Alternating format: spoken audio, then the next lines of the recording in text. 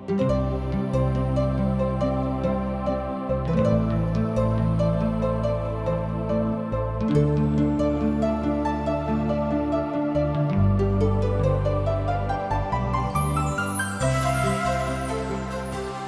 से प्रसारित जिंदगी की राह कार्यक्रम में आप सबका हार्दिक स्वागत बा। परमेश्वर हर एक आदमी में जिंदगी का सांस डाल देले बड़न। यही वजह से सगरी जीव से अधिक समझ रखेला, तब वो जिंदगी में मानसिक संतुलन और अशांति के बीचा में जिएला। यही खातिर ये सिलसिलावार बाइबल का अध्ययन आप लोगन की सेवा में प्रस्तुत कइल जाता कि जिंदगी जिए का सही ढंग जान सकें। कृपा करके देखी और सुनी ताकि परमेश्वर आपकी जिंदगी का रास्ता दिखावस। हाँ तो प्रिय श्रोता, हमने के अगला कार्यक्रम में यूहन्ना रचित सुसमाचार 18 अध्याय के 1 पद से लेके 20 पद तक पढ़ ले रहनी है जा, और ओह पद में देख ले रही जा कि प्रभु यीशु मसीह के सतावल जाता, मारल पीटल जाता, और उनका के काइफा किने ले आवल जाता, जौन की काइफा के रोमी सरकार के द्वारा मान्यता प्राप्त मिलल रहे। पर हमनी के अब यूहन्ना रचित सुसमाचार 18 अध्याय के 21 पद से लेके 40 पद के बारे में अध्ययन करेंगे, और यह अध्ययन के तथा 21 पद से लेके 40 पद के मुख्य विषय है पतरस के इनकार और ये प्रभु यीशु मसीह के पिलातुस किने पेश कइल गइल। तो ए सबके जानकारी खातिर रउआ हमरा संगे आपन पवित्र शास्त्र बाइबल खोलनी। हाँ तो ओह में देखी यूहन्ना रचित सुसमाचार 18 अध्याय 21 पद से लेके 40 पद तक एक खाली सरसरी निगाह से पढ़ लिहल जाओ। एह तरी से लिखल बा, सुनी ध्यान से, हम पढ़ रहल बानी। प्रभु यीशु कहले, तोहनी के हमरा के काहे पूछा दाड़ा लोग? सुने वालन से पूछ लोग कि हम ओहनी लोग से का कहनी हा। देख, ओहनी लोग जाना ताड़े कि हम ओहनी लोग से का कहनी हा। जब ऊ ई बात कहलन तो प्यादा में से एगो जवन उनका किने खड़ा रहे यीशु के थप्पड़ मार के कहलस, काते महायाजक के एह तरी जवाब दे रहल बाड़े? प्रभु यीशु ओकरा के जवाब दिहलन, यदि हम बुरा कहनी हा तो ओह बुराई पर गवाही द, पर यदि ठीक कहनी हा तो हमरा के काहे थप्पड़ से मारा तड़ा जा। हन्ना उनका के बनले काइफा याजक किने भेज दिहलस। समन पतरस खड़ा होके कौड़ा तापत रहल। तब ओहनी लोग पतरस से कहलन, का तुहू ओ आदमी के चेला में से हवा? पतरस ओहनी से कहलन, हम तो ओ आदमी के जानतो भी नहीं थी। हाँ, हम नहीं, याजक के नौकर सब में एगो जवन ओहनी लोग के रिश्तेदारी में से रहल, जवना के कान पतरस काट देले रहल। उ आदमी पतरस से कहलस, का तोहरा के ओकरा संगे बगीचा में ना देखले रहे? पतरस फिर इनकार कइलन और तुरंते मुर्गा बोल दिलस। और ओहनी लोग यीशु के काइफा किने किला मिले ले गइलन, और ई समय भोर के रहे। पर ओहनी लोग अपना किला के भीतरी ना गोले स, काहे कि अशुद्ध होखल ना चाहत रहन स, पर ओहनी के फसा खाए के रहे। तब पिलातुस ओहनी लोग किने बहरी निकल के अइलन और कहलन, तोहनी लोग के ए आदमी पर कौना बात के नालिश करताड़ा जा? ओहनी लोग जवाब दिहलन, यदि ऊ कुकर्मी ना होखित तो हमनी के ओकरा के तोहरा कीने ना ले अती जा और ना ही तोहरा हाथ में सौंप दी जा। पिलातुस ओहनी लोग से कहलन, तोहनी लोग एकरा के ले जाके अपना कानून के अनुसार एकर न्याय कर जा। यहूदी उनका से कहले, लोग हमनी के अधिकार नहीं खे कि केहू के जान मारी जा। ई ऐसे भइल कि उनकर मौत कैसे हुई। तब पिलातुस फिर किला के भीतर गोलन और प्रभु यीशु के बुला के उनका से पूछलन, का तू यहूदी सब के राजा हवा? प्रभु यीशु जवाब दिलन, का तू ई बात अपना ओर से कहतड़ या कि दूसरा हमारा बारे में तोहरा से कहले हा? पिलातुस जवाब दिलन, का हम यहूदी हई? तोहरे जात और महायाजक तोहरा के हमरा में सौंप ले बान जा। तू का कहले बाड़ा? प्रभु यीशु जवाब दिलन, हमार राज ई दुनिया के ना हो। यदि हमार राज ई दुनिया के होखित तो हमार सेवक कर्मचारी युद्ध करी दे कि हम यहूदी सब के हाथ ना सौंपल जाती। हमार राज इस दुनिया के ना हो। पिलातुस उनका से कहलन, तो का तू यहूदी लोग के राजा हवा? प्रभु यीशु जवाब दिलन, तू कहताड़ काहे कि हम राजा हई। हम यही खातिर पैदा लिहनी और यही खातिर दुनिया में आइल बानी कि सत्य पर गवाही दी। जे केहू सत्य के बा वो हमार आवाज सुनेला। पिलातुस उनका से कहलन, सत्य क्या हो? और ई कह के वो फिर यहूदी लोग कीने निकल के गोइलन और ओहनी लोग से कहलन, हम तो उनका में कुछ दोष नहीं खिपावत, पर तोहनी लोग के ई रीति बा कि हम फसा में तोहनी लोग खातिर एगो आदमी के छोड़ दही। ऐसे तोहनी लोग खातिर यहूदी लोगन के राजा के छोड़ दी।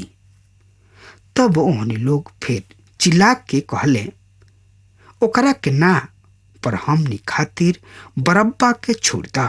और बरअब्बा डाकू रहे। प्रिय श्रोता, ये सब पद में पतरस द्वारा फिर इनकार कोइल गोला कि बखान के पा रहल बानी जा, जबकि अन्य सुसमाचार के लिखे वाला बता रहल बा कि पतरस बहरी जाके फूट फूट के रोवे लागल। पतरस पछताप कैलस। श्रोता, प्रभु यीशु परीक्षा लिहले कि पतरस के विश्वास चल मत जाओ, और पतरस फिर संभल गई और अपना भूल के पहचान लिहलस। वो अपना कमजोरी के समझ गई और ई संभलल कि शरीर पर भरोसा कईल मूर्खता हो। मित्र, परमेश्वर के संतान परमेश्वर से दूर जा सकता, पर परमेश्वर ओकरा से दूर नहीं खन जा सकत। और हमनी के सामर्थ से बड़ी परीक्षा ना ले ले कि रउआ ओकरा के बर्दाश्त ही ना करे सकी, पर परीक्षा ले ले, पर ओकरा से उबारे खातिर, ओकरा से निकले खातिर उपाय भी बतावेलन। और जब रउआ उनका पास वापस लौट के आई तो राउर उद्धार करता रौरा के स्वीकार करी हैं। श्रोता, इस संसार हो, संसार में बहुते लोग बाणे, बहुते लोगन के विचार भी अलग अलग बा। संस्कृति, समाज, धर्म, जाति, इस सब के रहते ओढ़न पहिरल, उठल बैठल हर चीज में भिन्नता आई। काहे कि इस संसार में बहुते बोली भाषा बा, रउआ के बहुते बात सुने में आई।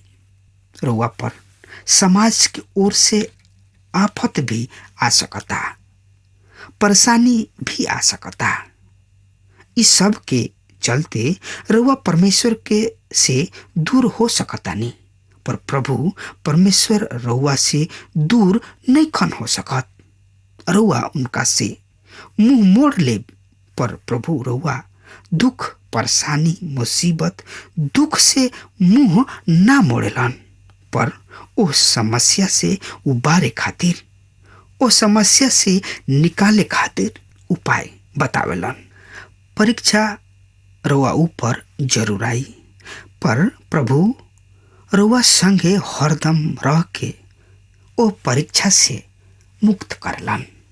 हाँ तो प्रिय श्रोता, और ज्यादा जानकारी खातिर रुआ हमरा संगे आपन पुत्र शास्त्र बाइबल निकाल लिहनी। हाँ तो ओमे देखी यूहन्ना रचित सुसमाचार 18 अध्याय 28 पद से लेके 30 पद में एह तरी से लिखल बा, सुनी। और ओहनी लोग प्रभु यीशु के काइपा किने किला में ले गोले लोग, और इस समय भोर के रहे, पर ओहनी लोग अपने किला के भीतरी ना घुसले लोग, ताकि अशुद्ध ना होके सा, यानी कि अपना आप के अशुद्ध ना होके चाहत रहन सा, काहे कि फसा खाए के रहे। तब पिलातुस ओहनी लोग के बहरी निकाल के ऐसन औरी कहलन, तोहन लोग ए आदमी पर कौना बात के नालिश करताड़ जा। ओहन लोग जवाब दिले जा, यदि उ कुकर्मी ना होखिते तो हमनी के ओकरा के काहे तोहरा किन्ने ले अइती जा, और काहे तोहरा हाथ में सौंपती जा। प्रिय मित्र, यहाँ हम धर्म और मसीही प्रभु यीशु मसीह के साथे साथे देख रहल बानी जा। यहाँ ऊ हमें जौन की खुद फंसा के मेमना बाणे, और ई धार्मिक लोग उनकर मृत्यु के खातिर योजना बना रहल बाणे। श्रोता, का रउआ एगो धार्मिक आदमी है या प्रभु यीशु मसीह के संगे हो लेले बानी? त और जानकारी खातिर हमरा संगे पढ़त चलत चली यूहन्ना रचित सुसमाचार 18 अध्याय 31 और 32 पद में ए तरी से लिखल बा। पिलातुस ओहनी लोग से कहलन, तोहनी लोग एकरा के ले जाके अपना कानून के अनुसार एकर न्याय कर जा। यहूदी उनका से कहले लोग, हमनी के अधिकार नहीं खे कि केहू के जान मारे जा। ई ऐसे भइल कि यीशु के ऊ बात पूरा होखे जवन ऊ ई मालूम कर के कहले रहन कि उनकर मौत कैसे होई। प्रिय श्रोता, यहूदी सब के व्यवस्था के अनुसार प्रभु यीशु के पथरवा क के मारल जात रहे, पर परमेश्वर के कार्य क्रम के अनुसार प्रभु यीशु के क्रूस पर आपन प्राण देवे के रहे, बलिदान देवे के रहे। खून के एक एक कतरा द्वारा मानव के छुटकारा के मूल चुकावे के रहे। श्रोता, रुआ हमरा संगे पढ़ी यही यूहन्ना रचित सुसमाचार 18 अध्याय के 33 पद से लेके 38 पद में ए तरी से बखान भइल बा। तब पिलातुस फिर किला के भीतर गोइलन और प्रभु यीशु के बुला के उनका से पूछलन, का तू यहूदी सब के राजा हवा? प्रभु यीशु जवाब दिलन, का तू ई बात अपना ओर से कहतड़ा या कि दूसरा हमारा बारे में तोहरा से कह ले बा? पिलातुस जवाब दिलन, का हम यहूदी हई, तोहरे जात और महायाजक तोहरा के हमारा हाथ में सौंपले बाणन जा, तू का कोइले बाड़ा? प्रभु यीशु जवाब दिलन, हमार राज्य ई दुनिया के ना हो।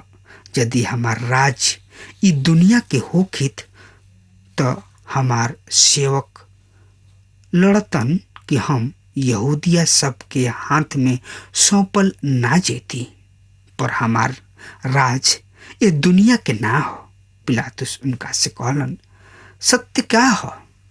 और ई कह के उ फिर यहूदी लोग ने निकल के गोलन और ओहनी लोग से कहलन, हम तो उनका में कोनो तरीके दोष नहीं की पावत। श्रोता, यहाँ एगो बहुते बड़ अचरज तथा सोचे वाली बात बा।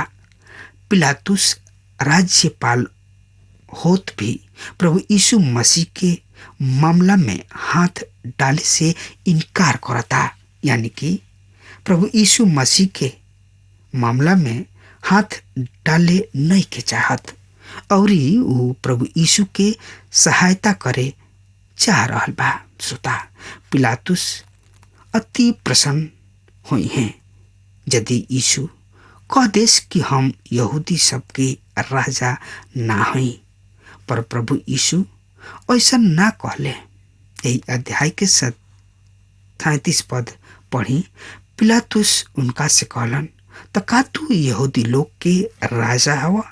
प्रभु यीशु जवाब दिहलन, तू कहतड़ काहे कि हम राजा हई। हम यही खातिर पैदा लिहनी और यही खातिर दुनिया में आइल बानी कि हम सत्य पर गवाही दी। जे केहू सत्य के बा उ हमार आवाज सुनेला। प्रिय श्रोता, अब यहाँ मुकदमा के कराऊ पर बा, पिलातुस पर बा या यीशु पर? प्रभु यीशु साफ हमार राज्य इस संसार के ना हो, यही में उनका राज्य यह पृथ्वी पर स्थापित हुई, पर उनका राज्य संसार के ढंग और व्यवस्था पर आधारित ना हुई। प्रभु यीशु पिलातुस से कहले, जे सत्य के ह उ हमार वाणी सुनेला। ये वचन इस संसार के खातिर ह। पिलातुस यीशु से सवाल कैले, सत्य का ह? पिलातुस ना जानत रहन कि उ राह, सत्य और जिंदगी के राह के आमने सामने बा। पिलातुस बहरी आग के प्रभु यीशु के बारे में गवाही दिहले कि हम एक आदमी में कोनो प्रकार के दोष नहीं की पावत। संसार सत्य के बात करेला, पर सत्य के ग्रहण ना करे चाहेला। पिलातुस एगो सुघर अवसर खो दिहलन। लोग सत्य के सुनला के बाद भी सत्य के ग्रहण ना करे चाहेला।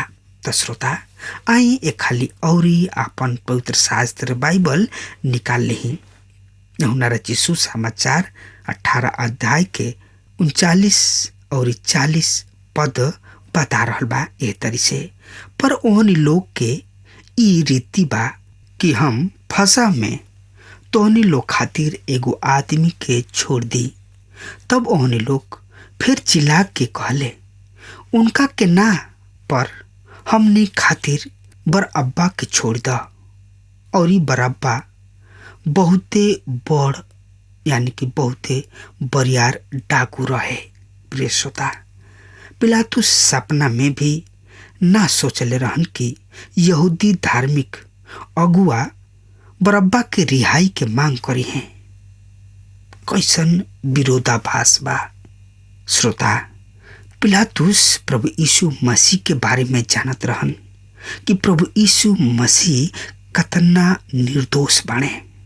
मत्ती 27 अध्याय के 28 पद में वो जानत रहन कि प्रभु यीशु के डाह से तथा ईर्ष्यावश से पकड़वावताड़े स। मत्ती 27 अध्याय के 24, हम एह आदमी के खून से निर्दोष बानी। मरकुस 15 अध्याय 10 पद, काहे कि वो जानत रहन कि महायाजक सब उनका के ईर्ष्यावश पकड़वाले बाड़े स। लूका 23 अध्याय 20 पद में प्रभु यीशु के छोड़ देवे के मनसा से पिलातुस फिर लोगन के समझावताड़न।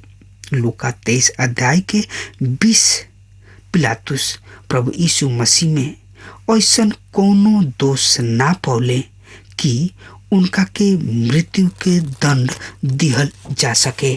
श्रोता, इस सब बात के भी पिलातुस में यीशु के छोड़ देवे के साहस ना रहे। ऊ इच्छा रखला के बावजूद भी सत्य प्रभु यीशु के खातिर खड़ा ना हो सकल। हाँ तो प्रिय श्रोता, ये सब बात के बाद भी पिलातुस में यीशु के छोड़े के साहस ना रहे। वो इच्छा रखला के बावजूद भी सत्य प्रभु यीशु के खातिर खड़ा ना हो सकल। श्रोता, आज भी ऐसन बहुते लोग बाड़े कि सच्चाई के लड़ाई ना लड़ेलन, लेकिन झूठ के लड़ाई लड़े खातिर तैयार हो जाले, जबकि वो सत्य ना हो। लेकिन प्रभु यीशु मसीह सत्य के लड़ाई लड़ले और दूसरा लोगन के चिंता कइले, दूसरा लोगन के परेशानी के आपन परेशानी समझ ले। यही से लोग इस संसार के उनका के सतावले लोग, फिर भी प्रभु यीशु मसीह उफ तक ना कहले, केहू के श्राप ना देले। श्रोता, अगर रउआ प्रभु यीशु मसीह के जनई तो सत्य के खातिर लड़ी, सत्य रउआ के विजय दिलाई। जैसे प्रभु यीशु शैतान के ऊपर विजयी पौले, वही तरी रउआ भी विजयी एक दिन पाई। अब हमार समय खत्म हो रहा बा, तब तक खातिर रउआ हमरा के आज्ञा देही। परमेश्वर रउआ के बहुते बहुते आशीष देस। आमीन।